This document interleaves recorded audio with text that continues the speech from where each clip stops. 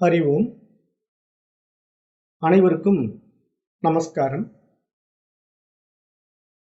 இப்போ இன்றைக்கு நாம் பார்க்க இருக்கின்ற வகுப்பு அமிர்த பிந்து உபனிஷதம். இப்போ கடந்த 2 வகுப்புகளில் இந்த அமிர்த பிந்து உபனிஷத்தினுடைய அறிமுக உரையை பார்த்தோம். இப்போ இன்றைய வகுப்புல அமிர்த பிந்து உபனிஷத்தை தொடங்கலாம். இப்போ அதுல முதல்ல இந்த அமிர்த பிந்து உபனிஷத்தினுடைய சாந்தி மந்திரம் இருக்கு. இப்போ இந்த சாந்தி மந்திரம் நம்ம ஏற்கனவே பார்த்தோம்.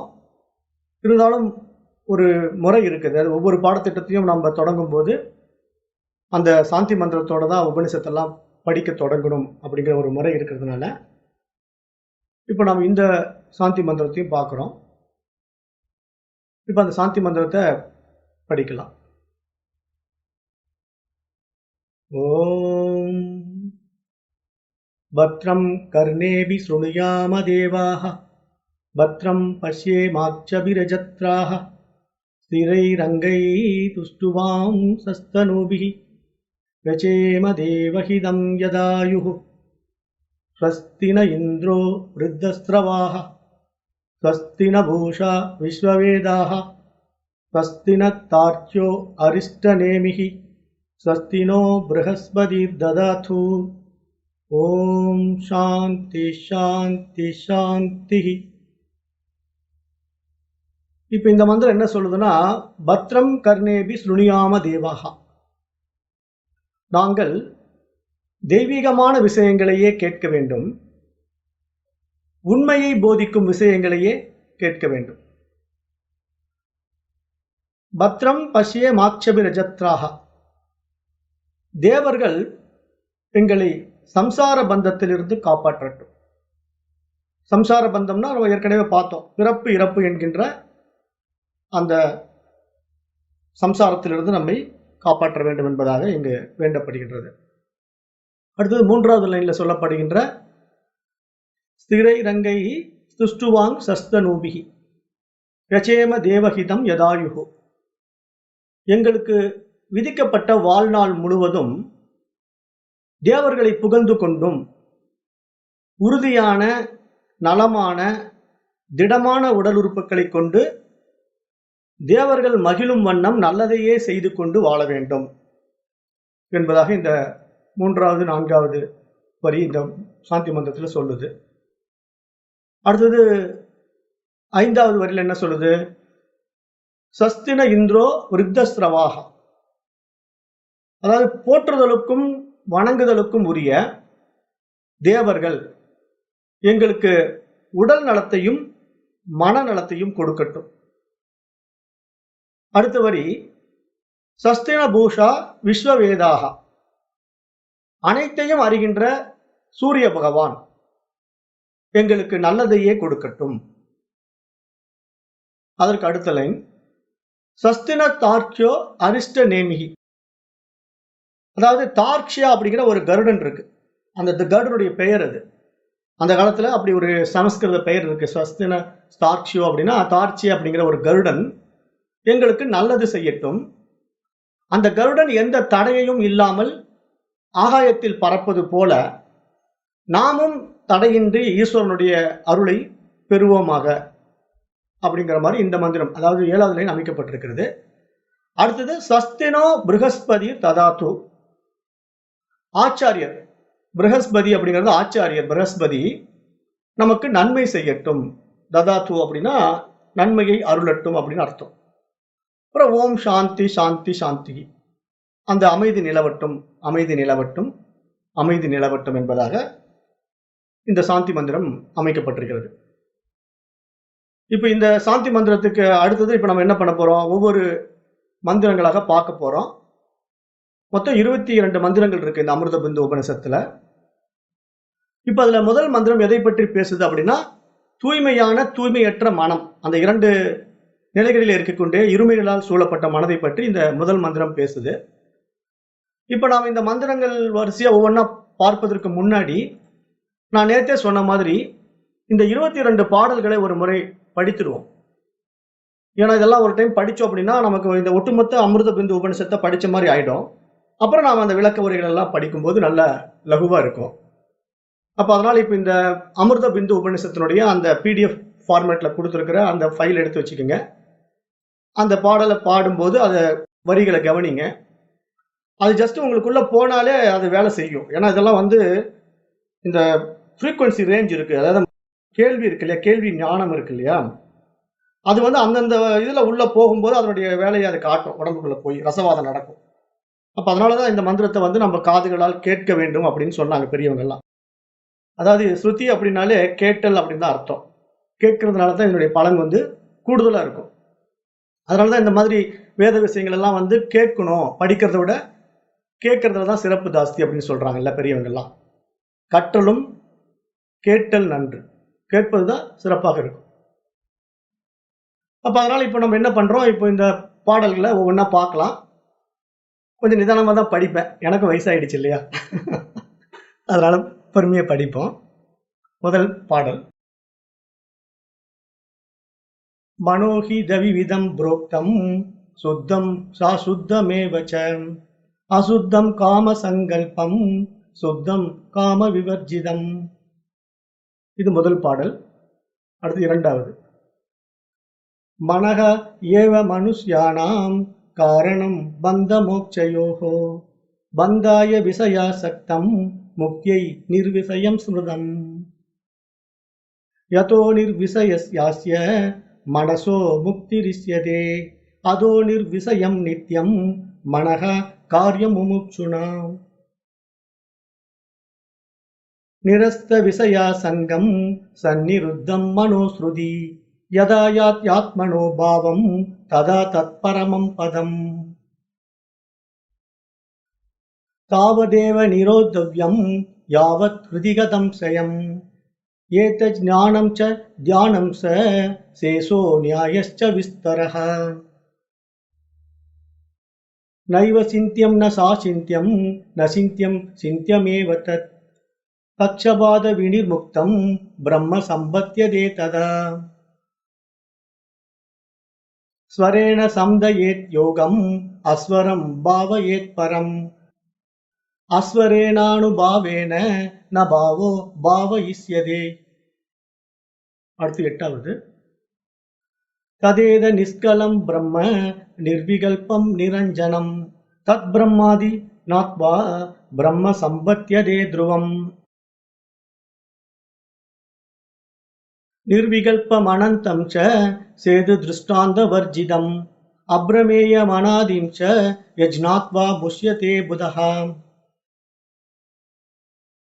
ந நிரோதோ ந சோத்பத்திஹ ந பத்தோ ந சசாதகஹ ந முமுக்ஷுர்ன வைமுக்தஹ இத்யேஷா பரமார்த்ததா ஏக ஏவாத்மா மந்தவ்யோ ஜாக்ரத் ஸ்வப்ன சுசுப்திஷு ஸ்தானத்ரவ்யவ்யதீதிஸ்ய புனர்ஜன்மன வித்யதே ஏக ஏவ ஹி பூதாத்மா பூதே பூதே வயவஸ்திதஹ ஏகதா பஹூதா சைவ திருஷ்யதே ஜலச்சந்திரவத் கடசம்ருத மகாகாசம் நீயமானே கடே யதா கடோ நீயேத நாகாசஹ ததா ஜீவோ நபோபமஹ கடவத் விவிதாகாரம் வித்யமானம் புனః தத்பக்னம் ந ச ஜானாதி ச நித்யசஹ சப்த மாயாவ்ருதோ நைவ தமசா யாதி புஷ்கரே பின்னே தமசி ச ஏகத்வமேக ஏவ அனுபஸ்யதி சப்தாட்சரம் பரம் பிரம்ம தஸ்மின் க்ஷீணே யதக்ஷரம் தத்வித்வான் அக்ஷரம் தியாயேத் யதி சேத் சாந்தி மாத்மனஹ द्वे विट्ये वेदि दिव्ये तु शब्द ब्रह्म परं च यत् शब्द ब्रह्मणि निष्णादः परं ब्रह्मादि गच्छति ग्रन्थमप्यस्य मेधावी ज्ञान विज्ञान तत्परः बलालमिव धान्यार्धी त्यजेत् ग्रन्थमशेषतः गवामने गवर्णानां क्षीरस्याप्ये गवर्णदा சீரவத் பசியதே ஞானம் லிங்கினஸ்து கவாம் யதாம் திருதமிவம் பயசி நிகூதம் பூதேச வசதி விஜானம் சததம் மனசி மந்தியதவ்யம் மனோ மந்தான பூதேன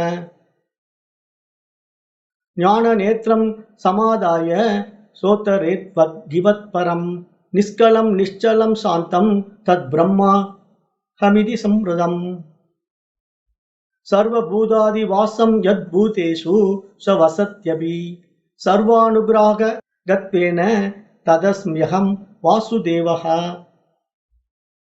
ஓம் தத் சத். இது மாதிரி 22 பாடல்கள் இந்த அமிர்த பிந்து உபனிஷத்துல கொடுக்கப்பட்டிருக்கின்றது. இப்போ அந்த காலத்துலலாம் இந்த பாடல்களை அப்படி பாடும்போதே அதனுடைய அர்த்தம் புரிந்து கொண்டு வாழ்ந்தவர்களாக இருந்தார்கள்.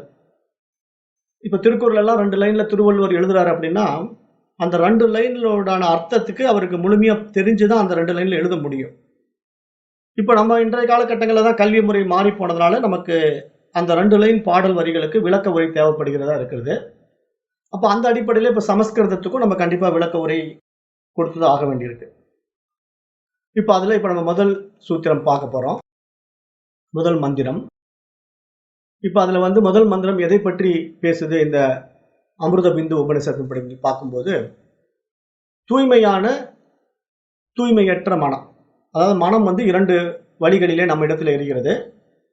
அதில் தூய்மையான மனம்னா என்ன, தூய்மையற்ற மனம்னா என்ன, அதை பற்றி இந்த முதல் மந்திரம் சொல்லுது. அந்த முதல் மந்திரம் மனோஹி தவிவிதம் புரோக்தம் சுத்தம் சாசுத்தமேவச்ச அசுத்தம் காம சங்கல்பம் சுத்தம் காம விவர்ஜிதம். இப்போ இதுல மனோஹித விதிதம் புரோக்தம், அதாவது துவைதமா 2 வகையாக மனம் இருப்பதாக கூறப்படுகின்றது. அதுல தூய்மையானது தூய்மையற்றது. இப்ப தூய்மையானது தூய்மையற்றதுன்னு எப்படி நம்ம புரிஞ்சுக்கிறது அப்படின்னா, இப்ப தூய்மையற்ற மனம் ஆசைகளுடன் கூடியது, தூய்மையான மனம் ஆசைகள் அற்றது. இதுதான் இந்த மந்திரம் சொல்லுது. இப்ப தூய்மையான மனம் தூய்மையற்ற மனம் அப்படிங்கும்போது ஆசைகளால் சூழப்பட்ட மனம் தூய்மையற்ற மனம், ஆசைகள் இல்லாத மனம் தூய்மையான மனம். அந்த அடிப்படையில் நாம் இங்க புரிந்துக்கணும்.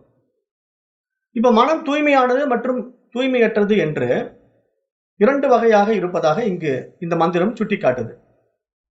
இப்ப தூய்மையற்ற மனம் எதையாவது அடைய வேண்டும் என்ற ஆசை கொண்டதாக சதா சலித்து கொண்டே இருக்கும்.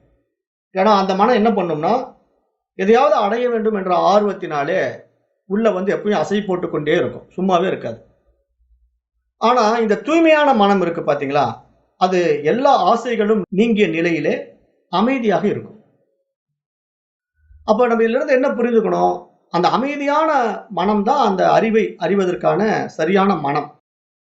அமைதியற்ற மனம் அந்த அறிவை அறிந்து கொள்ள முடியாது. ஏன்னா அது மனம் பிரவೃத்திக்குள்ள சிக்கிக்கிட்டு இருக்கு, இருமைகள்ல சிக்கிக்கிட்டு இருக்கு. அப்ப அது என்ன பண்ணும், இங்கேயும் அங்கேயும் அலைப்பாய்ந்து கொண்டே இருக்கும். அப்ப அது சிறிது நேரம் கூட அந்த ஈஸ்வர சிந்தனைக்குள்ள போகாது. புறவிருத்திகள்லயே ஆராய்ச்சி பண்ணிட்டு இருக்கிறோம். இதை பண்ணலாமா, அதை பண்ணலாமா, அடுத்தது என்ன செய்ய போறோம், அப்படி இப்படின்னு மனசு விவகாரங்களுக்குள்ளேயே சிக்கிக்கிட்டு இருக்கும். அந்த தூய அறிவாகிய ஆன்மாவை அந்த அமைதி தன்மையில ஆனந்த நிலையில அடைய ஆசைப்படவே படாது. அந்த மனம் அந்த தூய அறிவோடு ஒடுங்கும் போது அங்க உண்டாகின்ற அந்த ஆனந்த நிலை இருக்கு பாருங்க, அந்த அனுபவம் அந்த மனதிற்கு உண்டாகவே உண்டாகாது. ஏன்னா அது எப்பவும் சதா புறவிருத்திகள்ல சிக்கிக்கிட்டு சின்ன பின்னப்பட்டு கொண்டிருக்கிற மனமாக இருக்கு. அப்ப நம்ம இது மாதிரி ஆத்ம ஞான பாடங்கள் எல்லாம் படிக்க இப்ப நமக்கு ஒரு விஷயம் புரியுது. என்ன புரியுது, மனம் ஒடுங்குனா அங்க அறிவு பிரகாசிக்கும் அப்படிங்கிறது நமக்கு புரியுது. அப்ப அந்த மனோ ஒடுக்கம் மனோ லயம் அப்படிங்கிறது எந்த இடத்துல இருக்குது அப்படின்னு பார்த்தா, நம்ம செய்யற தியானத்தினாலேயோ பூஜை புனஸ்காரங்களாலேயோ அங்க மனம் லயமாவது கிடையாது. இப்ப நம்ம ஒவ்வொருத்தருக்கும் வாழ்க்கையில 3 விதமான அனுபவங்கள் இருக்குன்னு நம்ம பார்த்தோம். அவஸ்தா திரயம் அப்படின்னு பார்த்தோம். விழிப்பு நிலை, கனவு நிலை, ஆள் உறக்க நிலை அப்படிங்கிற 3 அனுபவங்களை நம்ம அனுதினமும் நடைமுறைப்படுத்துறோம். இப்ப இந்த 3 அனுபவங்கள் தான் நமக்கு உலகமாக விரியுது. ஏன்னா நமக்கு வேற ஒண்ணும் இல்லை. இந்த 3 நிலைகளுக்கு வேறாக ஒன்றையுமே நம்ம பார்க்க முடியாது. இந்த 3 நிலைகளுக்குள்ளதான் எல்லாமே அடங்கி இருக்கு. அப்ப இந்த விழிப்பு நிலை அனுபவம் அப்படின்னு நம்ம பார்த்தோம்னா, இந்த விழிப்பு நிலை உலகம் இப்ப நம்ம பார்க்கிற இந்த பௌதீக உலகம், ஒரு பிரம்மாண்ட உலகமாக நமக்கு காட்சியாகுது. ஏன்னா, நாமளும் ஏற்றி வைத்துக் கொண்ட ஏராளமான எண்ணங்களுடைய அடிப்படையில அது மாரி புற விருத்திகள உள்ள வாங்கிக்கிட்டு, நெறைய ஆர்வத்தோடு இந்த உலகத்த பார்க்கிறோம். அதுல இருக்கக்கூடிய விசை சுகங்கள்ல ஆர்வமா ஈடுபடுறோம். அப்ப இதெல்லாம் என்ன ஆகுது? மனம் விருத்திகளுக்குள்ள போய் விவகாரங்களுக்குள்ள ஈடுபட்டுக் கொண்டு, அதை உண்மை என்று நம்பிக்கொண்டு ஆர்ப்பாட்டம் செய்து கொண்டிருக்கு. அப்ப அந்த மாதிரி உலகம் நமக்கு இங்க என்ன மாரி விஷயங்கள குடுக்குது? சில நேரங்கள்ல இன்பத்த குடுக்குது, சில நேரம் துன்பத்தை குடுக்குது. இந்த பிரவிற்த்தி உலகம், வெளிய நம்ம பார்க்கக்கூடிய இந்த பிரவிற்த்தி உலகம், சுக துக்கங்களை நமக்கு குடுத்துக் கொண்டே இருக்கிறது. அப்ப நம்ம சுகமா இருந்தா இந்த உலகம் நமக்கு ரொம்ப விருப்பமுள்ளதாக இருக்கு. மீண்டும், மீண்டும் இந்த உலகத்துல பிறக்கணும்னு ஆசையும் வருது. இந்த உலக வாழ்க்கை நமக்கு ரொம்ப பிடித்தமானதாகவும் இருக்கு. ஆனா இதே உலகம் நமக்கு துன்பத்தை கொடுத்துட்டா, நம்மளால இந்த உலகத்துல இருக்க பிடிக்க மாட்டேங்குது. அப்ப ரொம்ப விரக்தியான மனம் என்ன பண்ணுது? இந்த உலகத்தை விட்டு விடுதலை வாங்கிட்டு, தற்கொலை பண்ணிட்டு போயிடுது. இப்ப நம்ம நெறைய பார்க்கிறோம் இல்லையா? இப்ப ஒரு மனிதன் தற்கொலை செய்றான்னா என்ன காரணம்? அவன் விரக்தி ஆயிடுறான். இந்த வாழ்க்கைய வெறுத்துடுறான். இந்த உலகம் அவனுக்கு பிடிக்க மாட்டேங்குது. எல்லாரும் தன்னை வெறுத்துட்டாங்கங்கிற மாரி அவனா யூகிச்சுக்கிறான். ஏன்னா, அவனுடைய மனம் அந்த அளவுக்கு ரொம்ப ஆழமா அந்த விவகாரத்துக்குள்ள வெறுப்படைய வச்சிடுச்சு. அப்போ அந்த தற்கொலைய தூண்டுது அந்த மனசு. போதும், இந்த உடம்ப விட்டுறலாம் அப்படிங்கிற தூண்டுதல் காரணமா என்ன பண்றான்? தற்கொலை செய்து கொண்டு உடம்ப விட்டுட்டு போயிடுறான். அப்ப ஒரு வெறுப்பு வர்றதுனால அவனுக்கு அந்த மனம் தற்கொலையை தூண்டி தன்னுடைய உடம்ப இழந்து போகக்கூடிய கட்டாயத்தை உண்டாக்குற அளவுக்கு போகுது அப்படின்னா, அதே மனசு தான் இந்த உலகத்துல சுகபோகங்களையும் அனுபவிக்க ஆசைப்படுது. அப்ப இந்த 2 பாதைகள இந்த மனசு தேர்ந்தெடுக்குது. ஒண்ணு எப்பயுமே ஆனந்தமா இருக்க விரும்புது. இல்லன்னா விரக்தியாகி வெறுப்படைஞ்சு இந்த உலகத்த விட்டு ஓட பாக்குது. அப்ப இப்ப நம்ம உண்மையா இந்த பாடத்திட்டங்கள் மூலமா நம்ம என்ன தெரிந்து கொள்ளணும்? இங்க விருப்ப வெறுப்பற்ற சமநிலைக்குள்ள நம்ம வரணுங்கிறத இங்க ரொம்ப முக்கியமா பார்க்கணும். இப்ப நம்ம பார்க்கிற இந்த பாடத்திட்டத்தினுடைய ஆழமான உட்பொருள் என்னவா இருக்கணும் அப்படின்னா, சமநிலையில இருக்கணும்.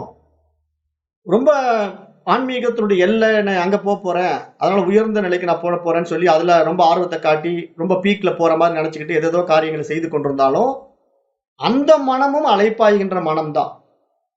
இப்ப பிரவிற்த்தி, நிவிர்த்திங்கிற மார்க்கத்துல நம்ம நிவிர்த்தி மார்க்கம் அப்படின்னா நம்ம என்ன நெனச்சுக்கிறோம்? ஆன்மீக வாழ்க்கை அப்படின்னு நெனச்சுக்கிறோம். அப்படி சொல்ல வரல சாஸ்திரம்.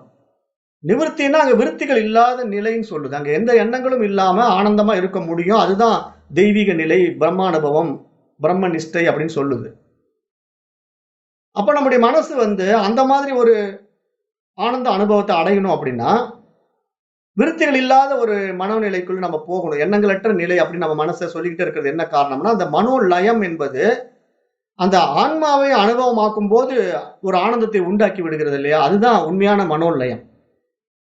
அப்ப அந்த மனோலயம் எப்படி நமக்கு உண்டாகும் அப்படின்னா, புற பயிற்சிகள்னால உண்டாகாது. புற பயிற்சிகள் என்ன பண்ணுது அப்படின்னா, மனதிற்கு ஒரு பக்குவத்தை குடுக்குது. இப்ப ஒட்டுமொத்தமா நம்ம இந்த புற பயிற்சிகள நம்ம உதாசீனப்படுத்துவது கிடையாது. அந்த புற பயிற்சிகள் எல்லாம் ஒரு பக்குவத்துக்கான பாதைகள். அது படிப்படியா பயணம் பண்ணி வரலாம். ஆனா அந்த பாதையிலேயே நம்ம சிக்கிக்கிட்டு இருக்கக்கூடாது. ஏன்னா, அந்த பயிற்சியினால அடைந்த பலன் என்ன? அப்படிங்கிறத நம்ம கொஞ்சம் சிந்தித்தும் பார்க்கணும்.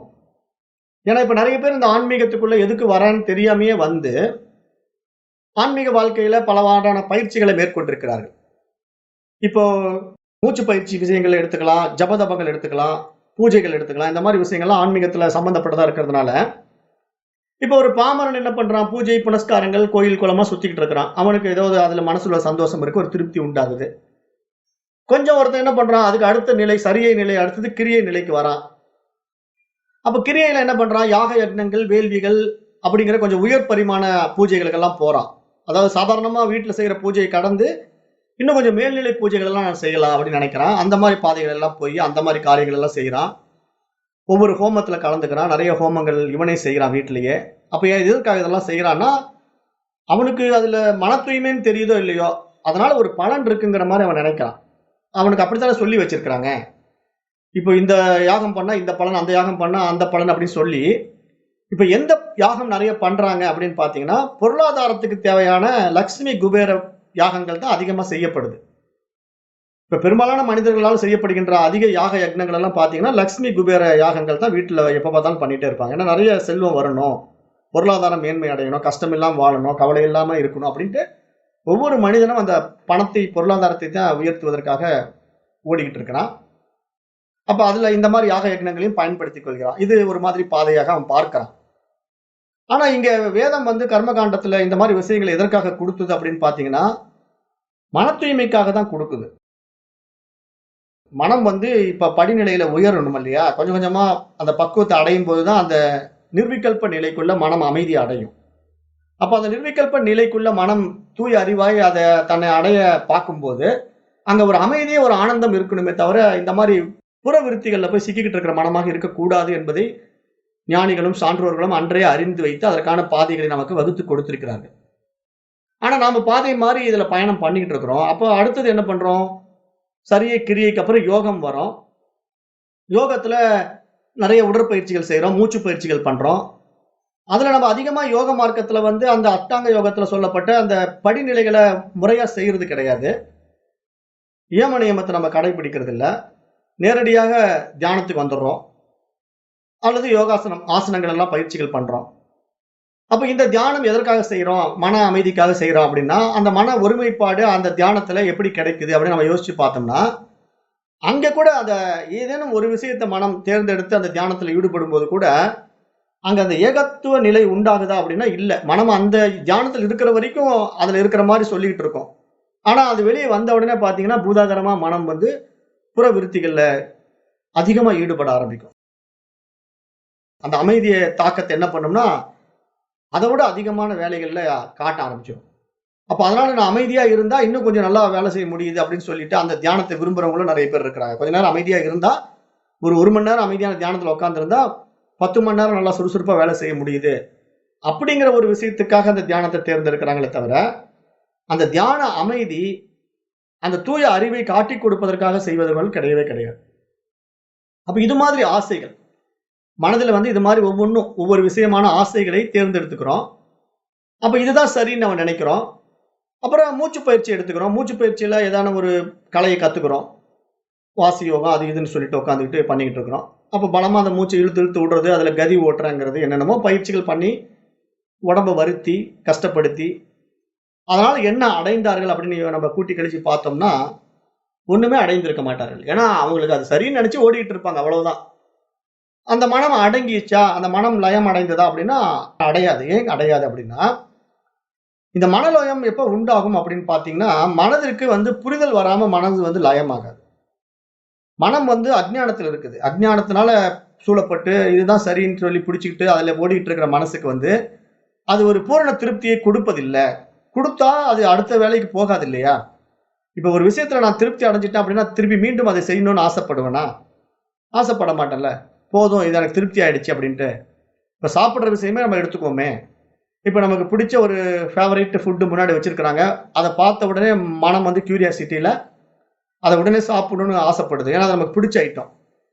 அப்ப உடனே அது ஆசைப்படுதுங்கிறதுக்காக கொண்டு நம்ம முன்னாடி வைக்கிறாங்க. சரி நாமளும் அதை ஒரு கொஞ்சம் அதிகமாவே சாப்பிட்டுறோம். பிடிச்சிது அப்படின்ட்டு. அப்புறமேட்டு நம்ம மனசு என்ன சொல்லுது? போதும் இதுக்கு மேல வயிறுல இடம் இல்ல, சாப்பிட முடியாது அப்படின்னு திருப்தி ஆயிடுது இல்ல. அதுக்கு மேல நீங்க வாலண்டியரா கொண்டு இன்னும் கொஞ்சம் எடுத்துங்கன்னு சொன்னாலும் நம்மளால சாப்பிட முடியாது. போதுங்க அப்படின்னு சொல்லிடக்கூடிய ஒரு நிலை உண்டாகுதா இல்லையா? அப்ப அந்த நிலை நம்ம என்ன சொல்றோம்? திருப்தி நிலைன்னு சொல்றோம். அதாவது மனம் இதுக்கு மேல சாப்பிட முடியாதுன்னு திருப்தி ஆயிட்டா, உடம்பு அதுக்கு மேல சாப்பாடு எடுத்துக்காது. அவ்வளவுதான் போதும் அப்படின்ற ஒரு தன்மைக்குள்ள வந்துடுது. அப்ப அந்த திருப்தி இப்ப நம்ம புற விஷயங்கள்ல செய்யறோம் இல்லையா? பூஜைகள் பண்றோம், ஜபதபங்கள் பண்றோம், வாசி யோகம் பண்றோம், கர்ம காண்டங்கள்ல பல காரியங்கள் செய்து கொண்டிருக்கின்றோம். அப்ப அதனுடைய பலன் ஒரு பூரண திருப்தியை நமக்கு கொடுத்ததா அப்படின்னு பார்த்தா கொடுக்கவில்லைன்னு தான் சொல்லணும். ஏன்னா கொடுத்து இருந்தா திரும்பி மீண்டும் அதை நம்ம செய்ய மாட்டோம், செய்ய முடியாது. ஏன்னா எங்க மனசு ஒரு விஷயத்துல பூரண திருப்தி அடைந்து விட்டா மீண்டும் அதை விரும்பாது. ஆனா அது பூரண திருப்தி அடையாததுனால என்ன ஆகுதுன்னா, அப்போதைக்கு திருப்தி அடைந்த மாதிரி மனசு ஆறுதல் பட்டுக்குது. அப்புறம் கொஞ்ச நாள் கழிச்சு என்ன பண்ணுது? மீண்டும் அந்த விஷயத்துல ஆசைப்பட ஆரம்பிக்குது. அப்ப திருப்பி திருப்பி அதை செய்யுது. அப்ப மீண்டும் மீண்டும் அதுக்குள்ள போய் சிக்கிக்கிட்டே இருக்கிற மனசு அந்த முழுமையான திருப்தியை, அந்த நிலையான அமைதியை அடையவே இல்ல. அப்ப அந்த மாதிரி இருக்கிற மனத்தை ஆசைகளுடன் கூடிய மனமாக இந்த மந்திரம் சுட்டிக்காட்டுது.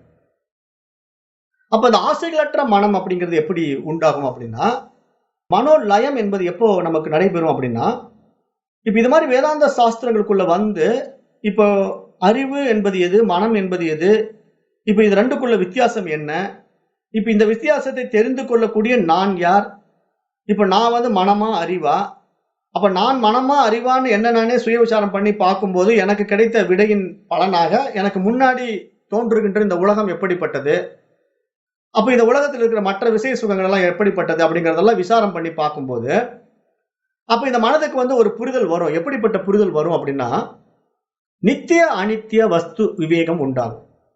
இந்த மாதிரி புற விஷயங்களுக்குள்ள போய் அதிகமா ஆர்வத்தை காட்டுகின்ற மனம் வந்து தன்னுடைய உள்ள திரும்பி விசாரம் பண்ணி பார்க்கும்போது எது நித்தியம் எது அனித்தியம் அப்படின்னு தனக்குள்ள ஒரு விடையை புரிஞ்சுக்க பார்க்கும். அப்ப அந்த விடை எப்படின்னா அந்த மனதிற்கு ஒரு அறிவு பரிமாணத்தினுடைய உயர்வாக பார்க்கப்படுகிறது. அதுதான் விவேகம்னு சொல்லுது சாஸ்திரம். நித்திய அனித்திய வஸ்து விவேகம். அப்ப அந்த விவேகம் வந்து விட்டா எது நித்தியமானது எது அனித்தியமானதுன்னு ஒருத்தனுக்கு புரிஞ்சு போச்சுன்னா அந்த நித்தியத்தை பிடித்துக் கொள்வான், அனித்தியத்தை விட்டு விடுவான். ஏன்னா அனித்தியம் என்பது நிலையற்றது, ஆனால் நித்தியம் சாஸ்வதமானது, நிலையானதுங்கிறதுனால அப்ப அந்த நித்தியத்தை பிடித்துக் கொள்வான். அவன் தான் இங்க விவேகி, புத்திசாலின்னு சொல்றான். அப்ப அந்த நிலைக்கு வருகின்றவர்களுக்கு என்ன நடக்கும் தெரியுமா? மன தூய்மை உண்டாகி விடுகிறது. அவ்வளவுதான். அந்த புரிதல் வந்து விட்டா, மனதிற்கு அந்த புரிதல் வந்து விட்டா அந்த மனம் தூய்மையான மனம், ஆசைகளற்ற மனம். அந்த புரிதல் வராத வரைக்கும் இந்த மனசு என்ன பண்ணும்? புற விஷயங்கள் ஆர்வத்தை காட்டிக்கிட்டு ஆசைகளால் சூழப்பட்டிருக்கின்றதுனால அது தூய்மையற்ற மனம். ஆசைகளால் சூழப்பட்ட மனம் தூய்மையற்ற மனம், ஆசைகளை அறவே விட்ட மனம் தூய்மையான மனம் என்பதாக இந்த மந்திரம் இங்க முதல் மந்திரம் சுட்டிக்காட்டுது. அப்ப இயற்கையான குணத்திலிருந்து விடுபட்ட மனம் ஆசைகளற்றதாக இருக்கும். ஏன்னா இந்த புற விஷயங்களுக்குள்ள போய் எல்லாத்தையும் பிடிச்சிட்டு இருக்கிற மனம் வந்து அந்த குணத்திலிருந்து விடுபட்டு ஆசைகளற்றதாக இருக்கும். ஆசைகளற்றது என்றால் மனம் இல்லாத இடத்தில் நாம் இருப்பது என்பதாக பொருள் கொள்ள வேண்டும். ஏன்னா இங்க மனமற்ற நிலை தான் ஆசைகளற்ற நிலை. ஏன்னா இப்போ நாம் எப்ப இந்த மாதிரி நித்திய அனித்திய வஸ்து விவேகத்துக்குள்ள வந்துடுறோமோ அப்ப நித்தியத்தை நம்ம பிடிச்சிட்டோம் அப்படின்னா அந்த நித்தியமான வஸ்து வந்து அறிவு. அந்த அறிவுல நம்ம போய் நுழைஞ்சிட்டோம் அப்படின்னா அங்க மனம் என்பது ஒன்று இல்லை, அது தன் தனித்துவத்தை இழந்து விடுகின்றது. அப்ப அங்க மனம் என்பது இல்லவே இல்லை என்பதாக நாம் அங்க முடிவு செய்ய முடியும். அப்ப நாம் அறிவாகத்தான் இருக்கிறோம் என்பது அங்க நிரூபிக்கப்படுவதாக மாறிவிடுகிறது. அப்ப இந்த இரண்டு வகையான விஷயங்கள் எப்படி மனதுக்கு உண்டாகுது? மனசு வந்து ஒரே மனம்தான். ஆனா ஒரு மனம் என்ன நினைக்குது? ஆசைகளால் சூழப்பட்டிருக்கிறது. இன்னொரு முறை அதே மனசு வந்து ஆசைகள் அற்ற நிலைக்கு போகுது. அப்ப இங்க ஒரே மனதில எப்படி நாம இந்த இரண்டு பரிமாணத்துக்குள்ள இருக்க முடியுது? நாம் ஒரே மனிதன் தானே, நமக்குள்ளேயே தான் இந்த இருமைகள் உண்டாகுது. ஒன்றை விரும்புது, ஒன்றை வெறுக்குது, ஒன்றின் மீது ஆசைப்படுது, அந்த ஆசைகளை விட்டு விடுகிறது. அப்ப இந்த ரெண்டு சாத்தியக்கூறுகள் நம் ஒருவரிடத்திலேயே நடக்கணும் அப்படின்னா அந்த புரிதல் நமக்குள்ள எப்படி நடக்கும்? அந்த மனதினுடைய அந்த இருமைகளை மனதிற்கு சுட்டிக்காட்டும் போது மட்டும்தான், நான் இருமைகளில் சிக்கிக் கொண்டிருக்கின்றேன் என்ற அந்த மனம் புரிந்து கொள்ளும் போது மட்டும்தான் அது அந்த ஒருமைத்தன்மைக்குள்ள வர முடியும் என்பதாக இங்க சுட்டிக்காட்டப்படுது.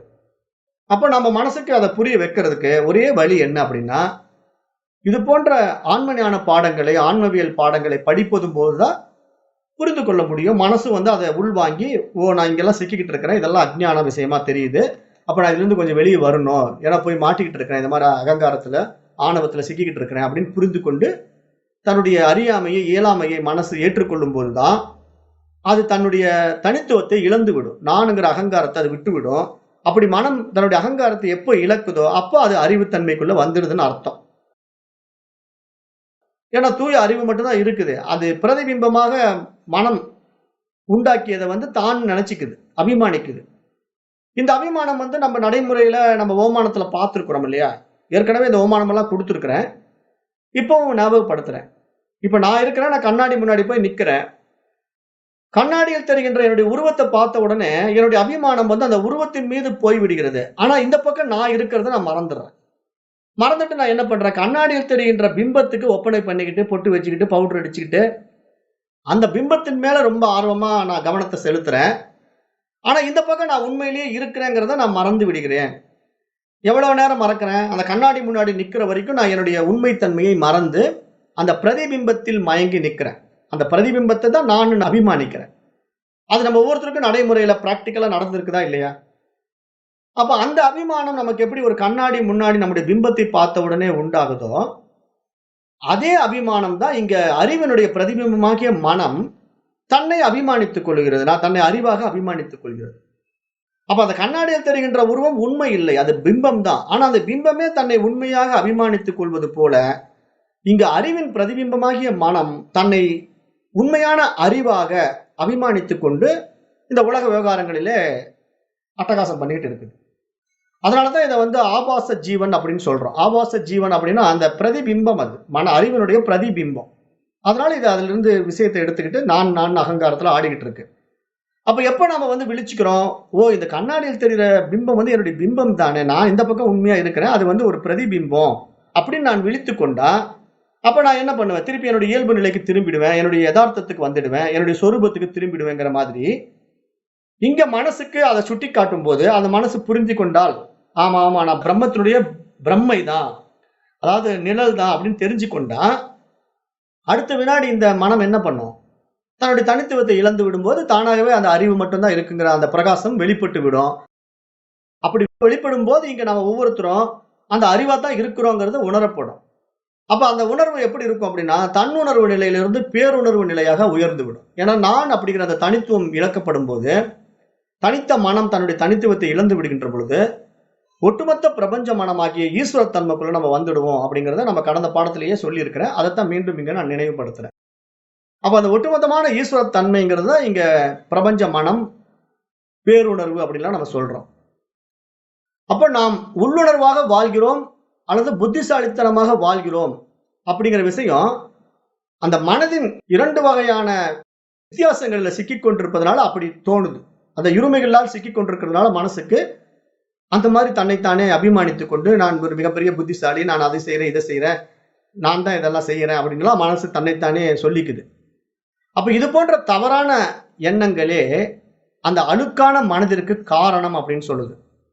இது போன்ற தவறான மனம் பதிவு பண்ணி வைத்துக் கொண்டிருக்கிறது தான் அந்த அழுக்கான மனதிற்கு காரணம், அசுத்தமான மனதிற்கு காரணம். அது தூய்மையற்ற மனம் என்பதாக புரிந்து கொள்ளணும். அப்ப இந்த சிந்தனையை சரி செய்வதற்கு நம்முடைய புத்திசாலித்தனத்தை, நம் மனதில் உள்ள ஒவ்வொரு சிந்தனை செயல்முறையையும் நாம் ஆராய்ந்து பார்க்க வேண்டும், பயன்படுத்தி பார்க்க வேண்டும். என்ன பண்ணிட்டு இருக்கிறோம், இப்ப மனம் எங்கெல்லாம் போய் சிக்கிக்கிட்டு இருக்கு, ஏன் இப்படி செய்யுது அப்படின்னு நம்ம நமக்குள்ளேயே சுய விசாரம் பண்ணி மனதனுடைய போக்கை நம்ம கவனிக்கும் போது, அந்த மனதனுடைய ஆசா பாசங்களும் அதனுடைய ஈடுபாடுகளும் நம்ம கண்காணிக்க முடியும். கண்காணிக்கும் போது மனம் எதுல போய் அடிக்கடி ஆர்வத்தை காட்டுதோ அதுல அடிக்ட் ஆயிருக்குன்னு நம்ம தெரிஞ்சுக்கலாம்.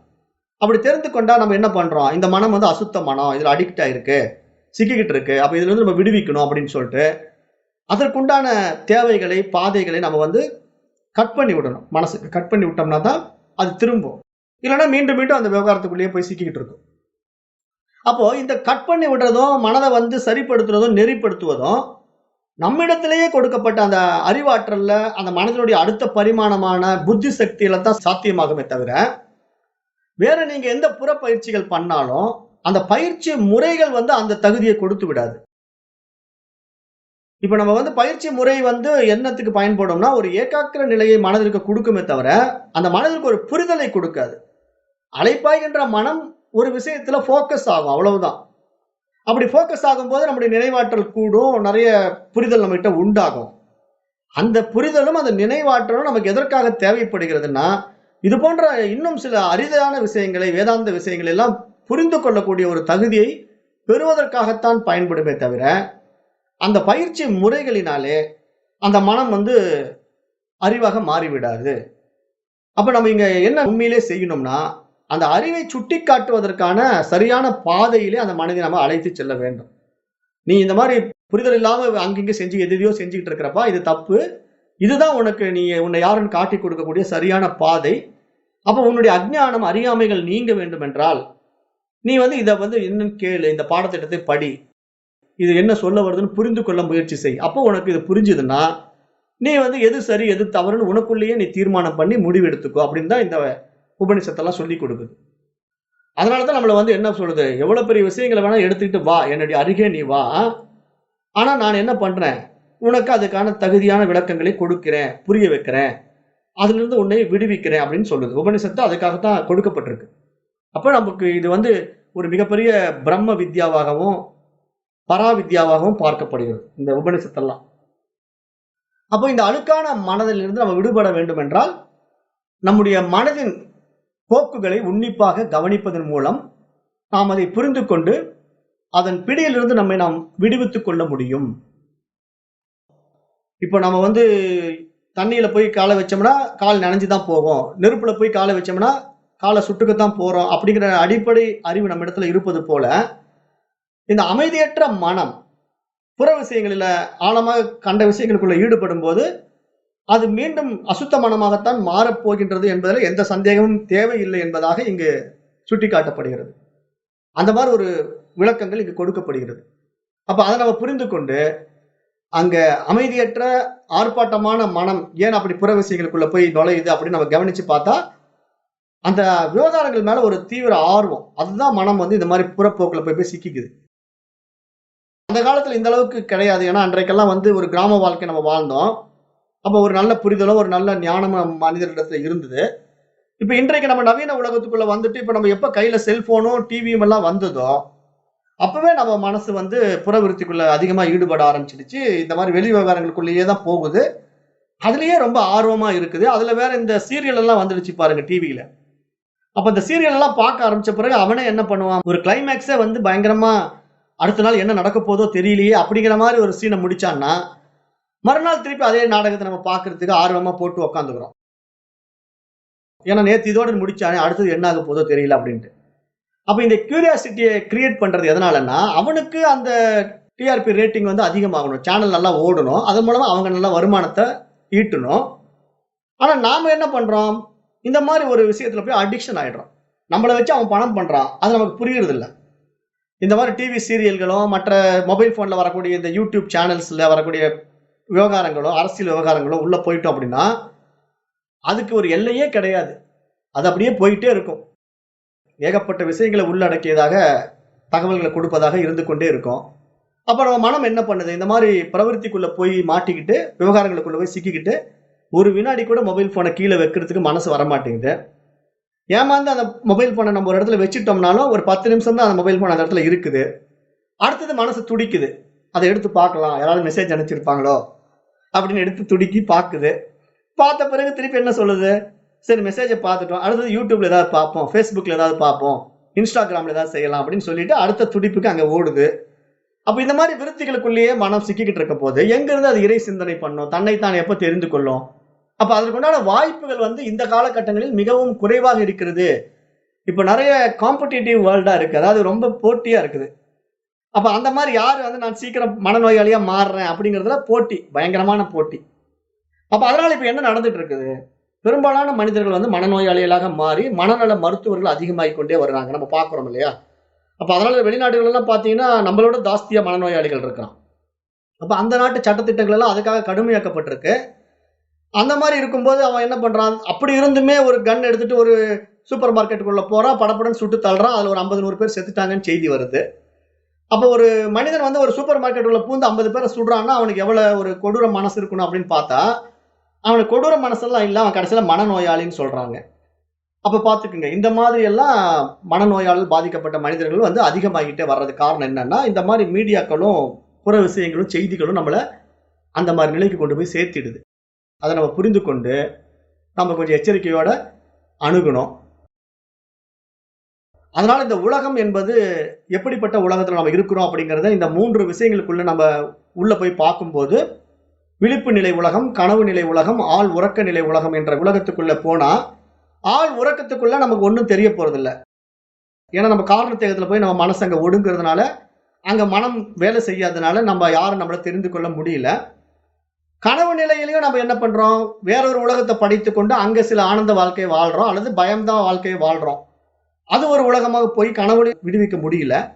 அப்ப நமக்கு ஒரே வாய்ப்பு எங்க கொடுக்கப்பட்டிருக்கு அப்படின்னா இந்த விழிப்பு நிலையில தான் கொடுக்கப்பட்டிருக்கு. அப்ப இந்த விழிப்பு நிலை உலகத்துல இப்ப நான் வாழ்ந்து கொண்டிருக்கும் போது இந்த இடத்துல எது நன்மை எது தீமை என்பதை நான் பகுத்தறியக்கூடிய அந்த புத்திசாலித்தனத்தை நான் வளர்த்து கொண்டா அப்ப எது நித்தியம் எது அனித்தியம் அப்படின்ற அந்த வஸ்து விவேகத்தின் மூலமாக நான் நித்தியமான ஒன்றை பிடித்துக் கொள்வேன், அனித்தியமான விஷயத்திலிருந்து நான் விலகி விடுவேன்கிற அந்த புரிதல் தான் நமக்கு இங்க ஞானத்தை கொடுக்கிறது.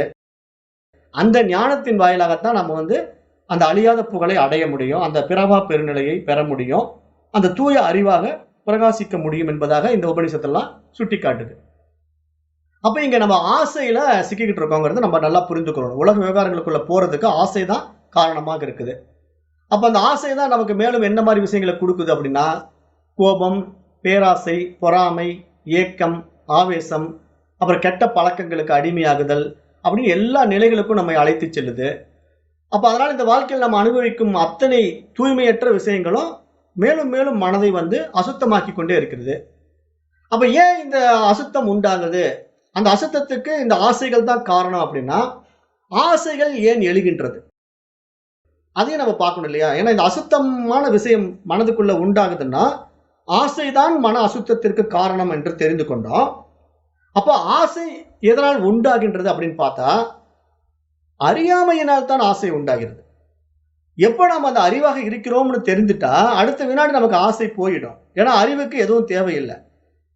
அந்த அறிவாக நம்ம மாறாம மனமாக இருந்து கொண்டு அறியாமையில இருக்கிறதுனால நமக்கு ஏகப்பட்ட ஆசைகளை மனம் விரும்புது. அதனாலதான் இவ்வளவு பிரச்சனைகள் வருது. அப்ப ஆசைக்கு ஆதாரமா எது இருக்குன்னா அறியாமை தான் இருக்குது. அப்படின்னால சாஸ்திரம் என்ன சொல்லுது? நம்முடைய அறியாமையை நீக்குவதற்கான வேலையை தான் இங்க செய்யுது. இந்த சாஸ்திரத்தினுடைய நோக்கமே என்ன தெரியுமா? நம்முடைய அறியாமைகளை நீக்குவது மட்டும்தான் அதனுடைய வேலை. நமக்கு அறிவை கொடுப்பது அதனுடைய வேலையே கிடையாது. சாஸ்திரம் வந்து நமக்கு அறிவை கொடுப்பது கிடையாது. நம்ம இடத்துல இருக்கக்கூடிய அறியாமைகளை நீக்குகின்றது. அப்ப நாம எங்கெல்லாம் சிக்கிக்கிட்டு இருக்கிறோம், எந்தெந்த விஷயத்துல அறியாமையில் இருக்கிறேன் அப்படின்னு பாத்தீங்கன்னா, மற்றவர்களால் ஏற்றி வைக்கப்பட்ட ஏராளமான எண்ணங்களே நமக்கு அறியாமைகள் தான். ஏன்னா அந்த ஏற்றி வைத்தவர்கள் எல்லாம் யாரு? ஞானிகளா? சாதாரண அஜ்ஞானிகள் கிட்ட தான் நம்ம வாழ்றோம். அப்ப அஜ்ஞானிகளுடைய வாழ்க்கை எப்படி இருக்கும்? ஒரு குருட்டுத்தனமான வாழ்க்கையா இருக்கும். ஒரு மூட நம்பிக்கைகளும் முட்டாள்தனமும் நிறைந்த வாழ்க்கை. அப்ப அப்படிப்பட்ட வாழ்க்கையை அவன் வாழ்வதை நம்மிடத்திலேயே திணிக்கிறான். அதையே நாமளும் ஃபாலோ பண்றோம். அப்ப என்ன ஆகும்? ஒருத்தன் பண்றத ஊரே செய்யும். இப்ப நம்ம கோயில் விவகாரங்கள்லாம் பார்க்கறோம் இல்லையா? ஒவ்வொரு விஷயம் ஏன் இப்படி பூதாகரமா விரியுது அப்படின்னு பாத்தீங்கன்னா, ஒருத்தன் பண்றான்னா அதை 10 பேர் பண்ணுவான். இப்ப கோயில்ல வந்து ஒருத்தர் குழந்தை இல்லைன்னு சொல்லிட்டு கோயில்ல போய் ஒரு மரத்துல சும்மா தொட்டில் கட்டிட்டு வருவாங்க. ஒரு ஜோசியக்காரன் சொல்லி வச்சிருவா அப்படி. உங்களுக்கு குழந்தை இல்லைன்னா நீங்க என்ன பண்றீங்கன்னா, இந்த அம்பாள் கோயில்ல போய் வேண்டிக்கிட்டு அந்த கோயில் மரத்துல நீங்க ஒரு தொட்டில கட்டுங்க. உடனே உங்களுக்கு குழந்தை பாக்கியம் உண்டாகும் அப்படின்னு சொல்லி ஒரு ஜோசியக்காரன் அவனுடைய வயிற்று பொழப்புக்கு ஒரு கதையை விடுவான். அப்ப அதை உண்மையை நம்பிக்கொண்டு அந்த அம்மா போய் என்ன பண்ணும்? அந்த கோயில்ல ஒரு மரத்துல போய் ஒரு தொட்டில கட்டும். கட்டின உடனே அது குழந்தை உண்டாகும் நம்பும். காரணம் என்ன? அதனுடைய மனதில் அப்படி ஒரு எண்ணம் திணிக்கப்பட்டிருக்குது. அந்த திணிப்பானது என்ன ஆகும்? நடைமுறைக்கு வரணும் இல்லையா? அப்ப அந்த அம்மாவுடைய ஆழமான நம்பிக்கை, நான் இதை போய் கோயில்ல அந்த அம்பாள் சன்னிதியில கட்டிட்டேன், அம்பாள் எனக்கு வந்து குழந்தை வரம் கொடுத்து விடுவா அப்படின்னு மனசு நம்புது. அந்த நம்பிக்கையை ஆழமா விதைக்க விதைக்க அதே மனம் என்ன பண்ணும்? அந்த நம்பிக்கையை நடைமுறைப்படுத்திடும். அந்த ஆசையை, எண்ணத்தை செயலாக மாற்றிவிடும். அப்ப உடனே நமக்கு அது வெளிப்பட்டு ஒரு பொருளாக நம் கண்ணாடி காட்சியாகும். மனக்கண்ணால் இருந்த ஒரு பொருள் நிஜமாகவே நம் கையில கிடைச்சிடும். இதுதான் மனதினுடைய மகா சக்தி. இந்த மனதினுடைய மகா சக்தியை நம்ம புரிந்து கொள்ளணும். நம்ம எதுவாக நினைக்கிறோமோ அதுவாகவே ஆகின்றோம்ங்கிறது தான் மனதினுடைய முக்கிய விஷயமாக பார்க்கப்படுது. அப்ப இந்த மனதை வந்து நம்ம எப்படி கையாளணுங்கிறது தான் இங்க விஷயமே அடங்கி இருக்கு. அப்ப அதை நம்ம ரொம்ப ஆழமா புரிந்து கொள்ளணும். மனம் வந்து எந்த மாதிரி நம்ம மனதை டியூன் பண்ணணும், எங்கெல்லாம் மனம் சிக்கிக்கிட்டு இருக்கு, அப்புறம் நம்ம இந்த உலகில் வாழ்க்கையில எப்படி உலகத்தை அணுகணும், மேலும் இந்த மனதை வந்து நம்ம எப்படி தகுதி உள்ள விஷயத்துல உள்ள நுழைக்கிறது. இப்ப இந்த மாதிரி ஆன்மஞான விஷயங்கள், ஆன்மவியல் பாடங்களுக்குள்ள இந்த மனசை எப்படி கொண்டு வந்து உள்ள விடுறது அப்படிங்கிற ஒவ்வொரு விஷயத்தையும் நம்ம உள்ள நமக்குள்ளேயே ஆராய்ச்சி பண்ணி அனலைஸ் பண்ணி பார்க்கும்போது அதுக்கு நிறைய புரிதல்கள் நமக்கு தேவைப்படுது இல்லையா? அப்ப அதுக்கு தான் இந்த மாதிரி பாடத்திட்டங்கள் எல்லாம் நம்ம கொஞ்சம் உள்ள வந்து என்ன ஏது என்ன சொல்றாங்க அப்படின்னு கேட்டோம்னா நிறைய வழிமுறைகள் நமக்கு அது காட்டி கொடுக்கும். சாஸ்திரமே நமக்கு நிறைய வழிமுறைகளை சுட்டி காட்டுது, சொல்லி கொடுக்குது. ஏன்னா இந்த சாஸ்திரத்தை சொல்லி கொடுத்தவங்க எல்லாம் சாதாரணவங்க கிடையாது இல்லையா? மிகப்பெரிய யோகிகளும் ரிஷிகளும் தானே இந்த உபனிஷத்தெல்லாம் எழுதியிருக்கிறாங்க. அப்ப அவங்க தன்னுடைய வாழ்க்கையில் நடந்த அனுபவங்களை நம்மளோட ஷேர் பண்றாங்க. அந்த காலகட்டத்தில இருந்தே இதை கொடுத்துட்டாங்க. நாம தான் அதை எடுத்துக்கிறது இல்லை. எடுத்துக்கிட்டோம் அப்படின்னா நல்ல ஒரு தெளிவுக்கும் புரிதலுக்கும் நம்ம வந்துடுவோம். அப்போ அந்த அறியாமை தான் இந்த ஆசைக்கு முக்கிய காரணமாக இருக்கிறதாக பார்க்கப்படுகிறது. அப்போ அந்த ஆசை எதனால உண்டாகுது, அந்த அறியாமை ஏன் நம்ம இடத்துல எழுந்திருக்கின்றது அப்படின்னு பார்த்தா, மற்றவர்களால் ஏற்றி வைக்கப்பட்ட புற எண்ணங்களை மனசு நம்புறது தான் அங்க மிக முக்கியமாக பார்க்கப்படுது. அந்த நம்பிக்கை மட்டுமல்ல, அதை ஆழமாக மனதிலே விதைத்தும் கொள்கிறது. அதுக்கு சங்கல்பம்னு பேரு. இப்ப நம்ம ஒரு விஷயத்த மனசுக்குள்ள வாங்கிக்கிட்டு, அத சங்கல்பமா பண்ணிக்கிறோம்.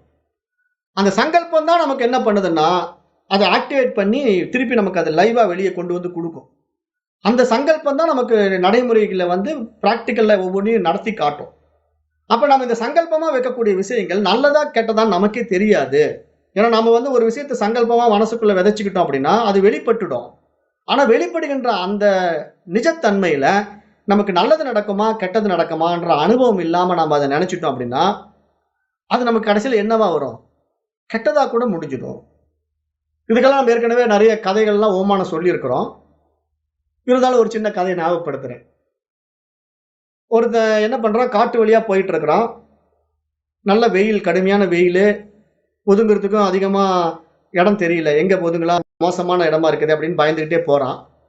அப்ப ரொம்ப முடியல. சரி ஒரு மரத்துக்கிட்ட நிழல்ல அப்படியே ஒதுங்கி நிக்கிறான்.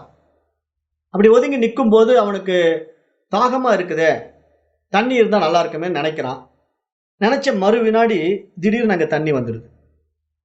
அவனுக்கு ஒரே ஆச்சரியம். என்னடா தண்ணி குடிந்தா நல்லா இருக்குமேன்னு நெனச்சேன், தண்ணி வந்துடுச்சே! அப்படின்னு சொல்லிட்டு உடனே அந்த தண்ணி எடுத்து குடிக்கிறான். தாகம் தீந்துடுது. அப்பாடா கொஞ்சம் நம்ம தண்ணி தாகம் அடங்கிடுச்சு. கொஞ்சம் ரிலாக்ஸா இருக்குது. ஆனா பசி எடுக்கிற மாரி இருக்குது. ஏதாவது சாப்பிட கிடைச்சா பரவாயில்லையேன்னு நெனைக்கிறான். உடனே அவன் முன்னாடி தட்டுல விதவிதமான தின்பண்டங்களும், சாப்பிடுற ஐட்டங்களும் வந்துடுது. அவனுக்கு ஆனந்தம் தாங்க முடியல. என்னடா நம்ம நெனைக்கிறதெல்லாம் உடனே உடனே கிடைக்குதே! அப்படின்னு சொல்லிட்டு உடனே அந்த சாப்பாடு கிடைச்ச பசி வேற. அவசர அவசரமா அந்த சாப்பாடெல்லாம் சாப்பிடுறான். வயிறு நெறஞ்சிடுது. திருப்தி ஆயிடுறான். அப்பாடா நல்லா இதமா இருக்குது. இப்படியே கொஞ்சம் ரிலாக்ஸா படுத்தா நல்லா இருக்கும். ஒரு கட்டில் இருந்தா சௌரியமா இருக்கும் இந்த இடத்துல அப்படின்னு நெனைக்கிறான். உடனே ஒரு கட்டில் வந்துருது. இவன் கட்டில் மேல ஏறி படுக்கிறான். ஆனந்தமான தூக்கம். நல்லா தூங்குற மாரி தூங்குறான். திடீர்னு தூக்கம் தெளியுது. எழுந்திருக்கிறான். அடடா! என்னடா நான் காட்டுக்குள்ள இருக்கிறேன். பார்த்தா நம்ம கேட்டதெல்லாம் கிடைக்குதே இந்த மரத்துக்கு அடியில. அப்ப இது என்ன மரம்? கற்பக விருட்சமா இருக்குமோ? ஏன்னா நம்ம கேட்கிறதெல்லாம் குடுக்குதே அப்படின்னு நெனச்சு மரத்த தூக்கி பார்க்கறான். அட ஆமா அப்படிதான் தெரியுது. ஐய்யய்யோ! நான் தனியா இந்த காட்டுல மாட்டிக்கிட்டேனே! ஏதாவது புலி என்ன அடிச்சு கொன்னுட்டா? அப்படின்னு மனசுல நெனைக்கிறான்.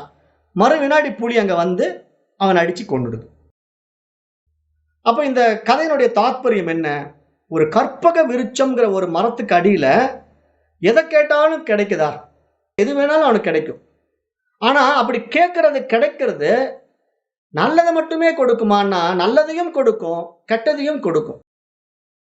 ஏன்னா அதுக்கு தேவை கொடுக்கிறது மட்டும் தான் அதனுடைய வேலை. அத நிறைவேற்றி வைக்கும். லைவா காட்டிக் குடுக்கும். உள்ள மனசுக்குள்ள நினைக்கிற ஒரு விஷயத்த நேரடியாக எடுத்துக் கொடுக்கும்.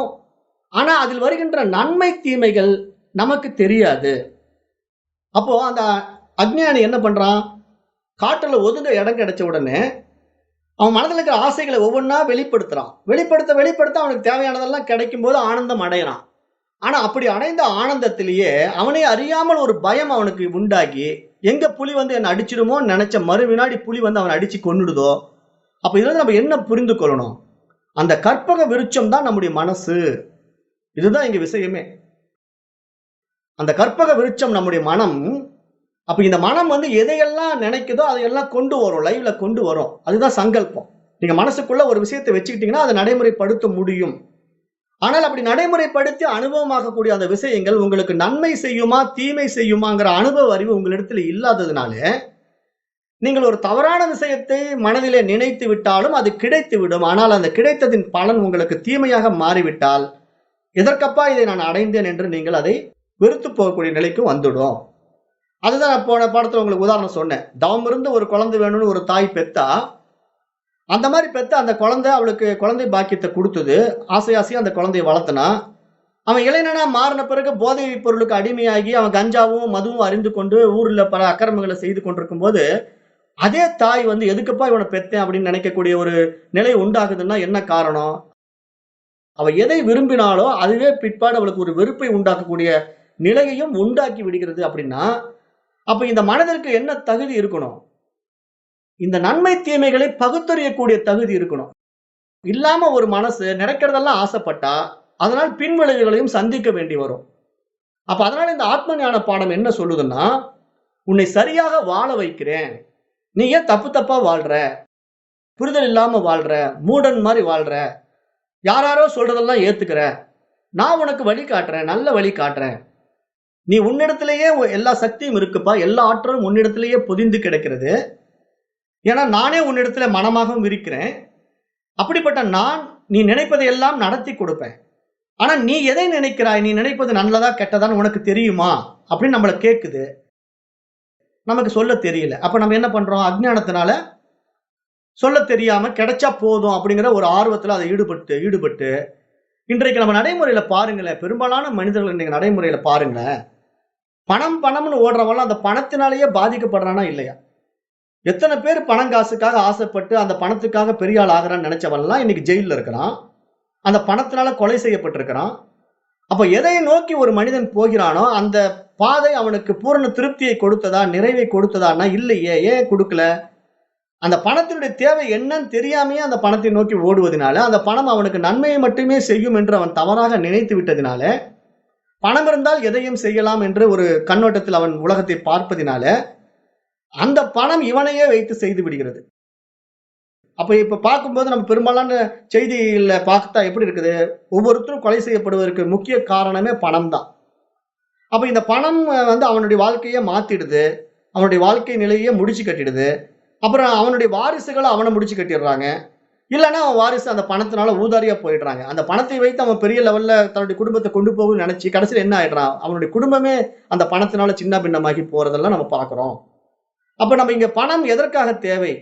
நம்முடைய அத்தியாவசிய தேவைக்காக பணம் தேவை. உண்ண உணவு, உடுக்க உடை, இருக்க இடம் என்பதற்காக பணம் தேவை. அப்ப அந்த பணத்தை நம்ம அறவழியில சம்பாதிக்கும்போது, அது நம்முடைய தேவையை ஃபுல்ஃபில் பண்ணி குடுக்கும். அந்த பணம் நமக்கு திருப்திய குடுத்துரும். அப்ப அந்த திருப்தி எங்க உண்டாகணும்? நம்முடைய மனசுல தானே உண்டாகணும். நமக்கு மனசுல திருப்தியே வரல. இன்னும் வேணும், இன்னும் வேணும்னு தேடிக்கிட்டே இருக்கிற மனசு, என்றைக்கு தான் திருப்தி அடையும்? மரணம் வரைக்கும் திருப்தி அடையாது. அப்ப ஆசைகளால் அலைப்பாய்கின்ற மனம், தன்னுடைய இறுதி மரணம் வரைக்கும் என்றைக்குமே திருப்தி அடையாது. அப்ப இந்த மனசு என்ன ஆகும்? அலைப்பாய்ந்து கொண்டே இருக்கும். அசுத்த மனமாகத்தான் இருக்கும். அப்படிப்பட்ட மனம் என்றைக்கும் விமோசனம் அடையாது. பிறவா பெருநிலையை அடைய முடியாது. அடைவதற்கான வாய்ப்பு கிடையவே கிடையாது. அப்ப நம்ம இங்க இந்த மாதிரி பாடத்திட்டங்களை படித்து நம்ம நன்றாக புரிந்து கொண்டு எது நித்தியம், எது அனித்தியம்னு தெரிந்து கொண்டா, இப்ப நித்திய வஸ்துவாகிய அந்த அறிவை நம்ம பிடித்துக் கொண்டா, அந்த அறிவு நம்ம இடத்துல என்ன சொல்லும்? சரியா வழி நடத்தும். நம்ம இடத்துல அந்த அறிவு விரிந்து விட்டா, அறிவாற்றல் பெருகிவிட்டா, எதை செய்யலாம், எதை செய்யக்கூடாது, நமக்கு எது தேவை, எது தேவையில்லைங்கிற புரிதலோடு நம்ம வாழ ஆரம்பிப்போம். அந்த வாழ்க்கை முறையானது நம்மை தகுதியுடையவனாக மாற்றும். அந்த மாற்றத்தின் காரணமாக நம்முடைய வாழ்க்கையும் சுபிட்சமாக இருக்கும். அப்ப நம்முடைய உலகம் மற்றவர்களிடம் மாறுபட்டதாகவும் இருக்கும். இப்ப மற்றவர்கள் வாழுகின்ற உலகம் மாதிரி நம்மளுடைய உலகம் இருக்காது. நம்முடைய மனம் வேற மாதிரி டியூன் ஆயிடும். அப்ப நம்முடைய டியூனிங் மைண்ட் மற்றவருடைய ஃப்ரீக்வன்சிக்குள்ள போக முடியாது. அப்ப நம்மள பார்க்கிறவன் மத்தவன் என்ன நினைப்பான்? பைத்தியக்காரன் வேணா நினைக்கலாம்.